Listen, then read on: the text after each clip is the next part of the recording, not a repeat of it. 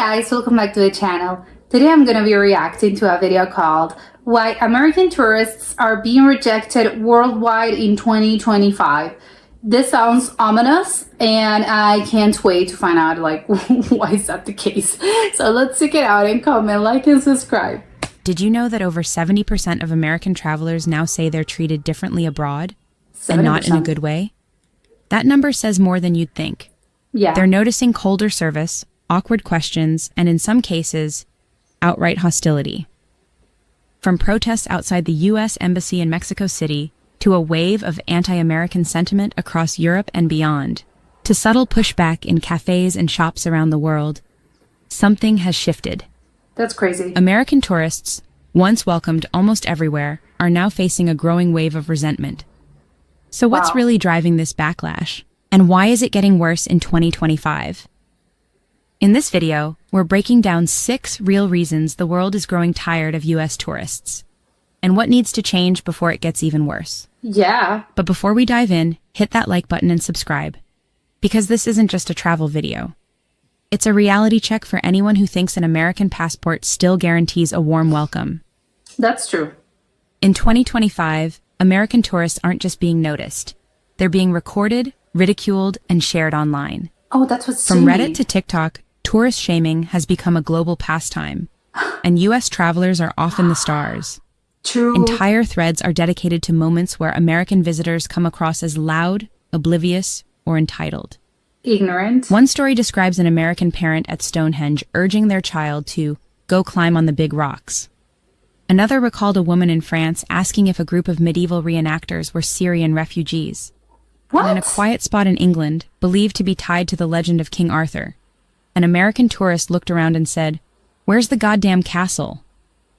It might sound like harmless culture shock, but online, these moments fuel something deeper. On Reddit and travel forums, locals and fellow travelers regularly vent about typical American tourists, snapping selfies at It's like you have to ask yourself, if you're an American, like, why is that the case? memorial sites, demanding English-only service, or ignoring basic etiquette. That's And bad. all of it feeds into an old stereotype that's now gone viral again. The ugly American, loud, Yeah. entitled, and culturally unaware. The worst kind. This isn't about one rude traveler or one awkward moment. It's It's about a global perception that's building, one post at a time. And in 2025, every overlooked misstep is a potential headline. For American tourists, the margin for error is shrinking, and the world is no longer looking the other way. That's true. The backlash against American tourists isn't just digital. It's happening in the streets. From Europe to Latin America, locals are organizing, marching, and making At one tourist thing protests. clear. They've had enough. Not just of tourism in general, but of the strain brought on by high-spending, high-impact travelers from the U.S. Oh. In Mexico City, protesters marched through Condesa and Roma, 2 neighborhoods flooded with American expats and remote workers. "Gringos, stop stealing our homes," they shouted as they rallied Oh, outside the U.S. okay. Embassy. I see that problem. That same week, storefronts were vandalized and Airbnb listings were spray-painted with anti-American messages. Oh my god. What started as a housing crisis has turned into a cultural one, and American visitors are right at the center of it. And it's not just Mexico. In Spain, where over-tourism protests have become a near-weekly occurrence in cities like Barcelona and Mallorca, the U.S. Embassy issued a public alert to American citizens. Oh my god. The warning advised travelers to avoid large gatherings tied to anti-tourism sentiment and tensions related to the Middle East. That's 2 crazy. flashpoints where U.S. involvement is often front and center. True. These aren't just isolated outbursts. They're No. coordinated, emotional, and increasingly common. And when embassies start issuing warnings, it's not just travel anymore. It's crazy. It's reputational fallout. Yeah. For many American tourists, travel is about freedom. The freedom to explore, to speak English anywhere, to wear what you want, and to experience new cultures without changing your own habits. But in 2025, that That's- mindset is creating real friction abroad. Of course. In Kyoto, Japan, local residents in the historic Gion district, known for its geisha traditions, implemented a ban on tourists entering certain alleys. The reason? Why? Tourists, including many Americans, were harassing geishas for photos, filming without permission, Oh, and no. ignoring posted signs. Oh my god, that's awful. After years of warnings, locals had enough. It's not an isolated case. From religious sites in Thailand to dress codes in the Middle East, stories keep surfacing about American visitors refusing to adapt. Entitled. Tour guides report frustration with U.S. tourists who walk into temples with shoes on, wear revealing clothing in conservative areas, or treat sacred landmarks like photo ops. In Vietnam, one American was seen wearing a t-shirt covered in guns and the words, "Freedom, the American Way," while touring a museum that documents the devastation of the U.S.-led war. No. That moment, caught on camera, quickly became a symbol of cultural disconnect. Of These course. clashes aren't always loud or aggressive. Often they're small moments of misunderstanding, but they leave lasting impressions. Yeah. Because in many countries, the problem isn't that Americans show up. It's that they show up without listening. In 2025, American tourists are no longer just traveling. They're representing a country the world is rapidly losing faith in. In Canada, just 19% of people believe the U.S. will have a positive influence on the world.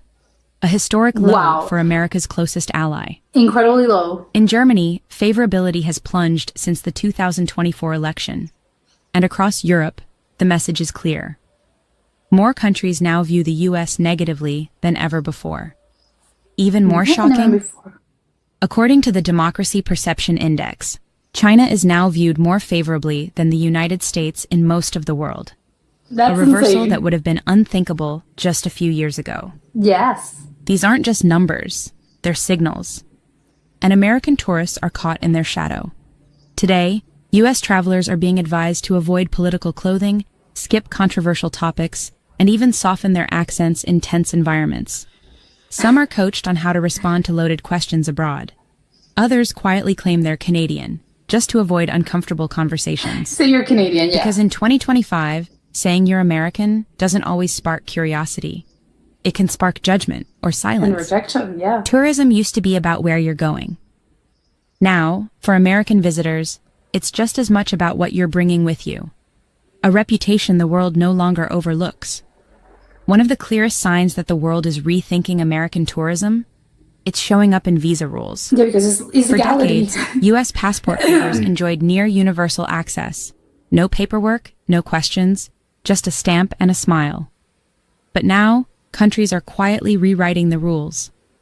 Brazil, once visa-free for Americans, has reinstated entry requirements in 2025. Oh, really? Across Europe, the long-delayed ETIAS system is finally moving forward, Yeah. forcing Americans to apply in advance just to visit. Even the UK, one of America's oldest allies, now requires pre-authorization before entry. Really? These aren't just technical updates. They're symbols of something deeper. The Yeah. world's trust in American travelers is slipping. Yes. And that shift doesn't end with a form. U.S. tourists are reporting longer lines, extra screening, and more probing questions. Oh, Not yeah. about what's in their bags, but about what their presence means. Wow. Embassy warnings now urge Americans to avoid politically sensitive areas, not because they're unsafe for everyone, but because they might not be safe for you. Yeah, Because in 2025, the borders haven't just changed on the map. They've changed in the way Americans are seen. And for travelers used to being waved through, the hesitation says everything. Yeah, that's not For the case years, anymore. locals adjusted. They put up with rising prices, tourist menus, and foreign-owned Airbnbs, all in the name of economic growth. But in 2025, many feel they've reached a breaking point. In cities like Lisbon, Tulum, and Athens, entire neighborhoods were reshaped around the needs of American visitors. Gentrification. Family-run cafes turned into Instagram-friendly brunch spots. Markets replaced local goods with souvenirs. Long-term rentals vanished, replaced by short-term listings priced for remote workers from New York or LA. At first, it felt like opportunity. Now, it feels like erasure. Yes. Locals describe the shift as slow but relentless, their cities becoming more profitable as destinations than as communities. And while Americans may see charm, affordability, or escape, Not for residents are locals. seeing something else, displacement. Even those who depend on tourism feel conflicted. Yes, the dollars help, but the daily cost in housing, culture, and identity keeps rising. And increasingly, the frustration is directed at those who can afford to visit while locals struggle to stay. Because what used to feel like sharing a place now feels like losing it. Yeah. And for many around the world, American tourism isn't just changing neighborhoods. It's pushing people out of them. After everything we've seen, one thing is clear. The world isn't rejecting American tourists because they're American. It's Nice. rejecting the behaviors that come with them. Yeah, just And that means change. this story isn't finished. It can still change. Travelers today are being told to dress more modestly, avoid loud political conversations, and leave the flag gear at home. But those are just surface-level fixes. The deeper shift is about It's about attitude. behavior, It's about yeah. understanding that showing up with money isn't the same as showing up with respect. That not everything needs to be in English. That not every city wants to be a backdrop for content. And that listening, really listening, goes further than any travel tip ever will. Yes. The best travelers aren't the ones who act like guests at a resort. They're the ones who move through the world with awareness, not assumptions. That's nice. In 2025, the global welcome is still there, but it's no longer unconditional. Americans who travel thoughtfully, who adapt, who engage with humility, They're welcome. they're still received with kindness. Because while the world may be tired of the stereotype, it's still open to the ones willing to travel with humility Of and course. without the stereotype. This video wasn't meant to shame. It was meant to observe a shift and ask why it's happening.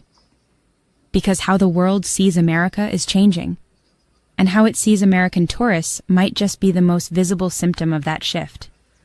So the next time you travel, ask yourself, are you just passing through, or are you paying attention? If you've had a different experience abroad, better, worse, or unexpected, drop it in the comments. We're reading everyone. And if you found this video thought-provoking, consider subscribing. Because this conversation isn't over. In fact, it's just getting started. Yeah, I think it was very important, like that last point of like everything, like, yes, things have changed, but the important thing is that it's not like two things. It's not just for the fact that it's an American tourist and that's a problem. No, the problem is how they actually like treat people and how they behave. And so if you behave properly and correctly, then you're not going to be unwelcome. No, it's going to be a good thing. People are going to like you, but you have to treat people correctly, and you really do have to act in the proper way, which is obviously do not have to be entitled. You don't have to expect everything to cater to you because you're traveling and you're sort of like the visitor over there. And especially like the listening part, I think it's very important, because what's more important is that people actually feel seen. Because if you're actually listening to me and you're actually adjusting your attitude, then it means that it's important to you and that you actually you care about this. So I think at the end of the day, that's the important part. And I really do like the fact that it's like you can still reverse that. Yes, it's there an anti-American sentiment all over, yes, but the good news is that you can still sort of like adjust a little bit, and it's not of like, oh, do not even attempt to travel. No, you can still travel, but you have to do it in the correct way, which I think is kind of crazy that it has taken so long, to be honest. It's like there's a bit of a reckoning of how the world sees American tourists, which, have, historically, I think everyone has loved them. And it's like, oh, yes, everyone loves American tourists because they come, they spend a lot of money. But it was like a bit of like, oh, we hate their attitude, but it's like it's more socially, sort of like, it has to do with more like the social capabilities instead of like the monetary ones and the economic ones. But I think actually what I think, maybe I'm just sort of like misunderstanding this, but I think one of like the tipping points was the fact of like there was like so much gentrification in a lot of places when they started like to push around the actual residents and the actual locals, because obviously the economic collapse in general of like the world, and it's all over for like the last couple of years and the last few years. That's where it started. Like you were like, okay, we were willing to sort of like, I put up with this, but now, like, when you're sort of like pushing the locals out, then I've had it. Like, no, this is really like a step too far that I'm not willing to take. And because you're pushing us out, and it's like they said, like they can't get housing, it's not affordable anymore for the actual people that live there. It's gentrification. So of course that people are going to be upset, and there's going to be an anti-American sentiment of like, we don't want you here. Like, you can leave. We don't care about your money anymore, because your money has made it so that the actual residents cannot even live here anymore. So the actual residents and locals and whatever. So it is, very important part, but I think it's just a little bit of like how people, and again, it's not a monolith, people act differently, but I think most people all over the world know when you're a tourist that you have to be respectful and mindful of other people's cultures. And for instance, like they say, like, oh, you have to dress a little bit more conservatively. Then you have to like, oh, you have to abide by those rules, right? You have to like cover your hair, you have to like cover your legs, your cleavage, I don't know. Okay, you have to do this because now you're there. And or maybe they say, hey, it's quite disrespectful if you like mention this specific subject, so you don't. And I think that's usually the case for like people all over the world that other nationalities. It was just Americans that were like exempt from this. So it's like, oh, they're catching up on the fact like everyone else in the world has to actually, oh, if I'm a visitor over there, then I have to like abide by their rules. And now they're getting like a bit of like their own medicine, a taste of their own medicine of like, no, we do things differently and we expect you to actually comply.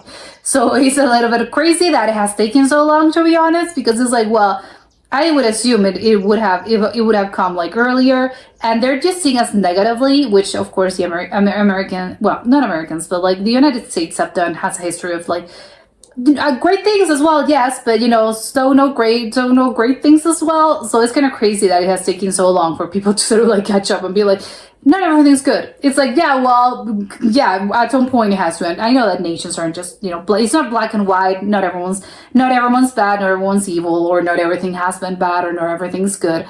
But, just in general, sort of like, it's more objective, I think, which I think it's a good thing on one hand, bad for, well, I don't think it's bad actually. It's like, no, you have to actually comply with the rules if you're visiting somewhere else. So it's like, I actually agree with all of this. Does it suck a little bit? Yes, it sucks a little bit. But again, the good news is that if you have to actually treat people correctly and if you adjust your attitude, then you're going to be welcomed. So that's the good news. So I don't really think this is bad at all. It's like actually good for them. But that was it for today, and I'll see you next time. Bye.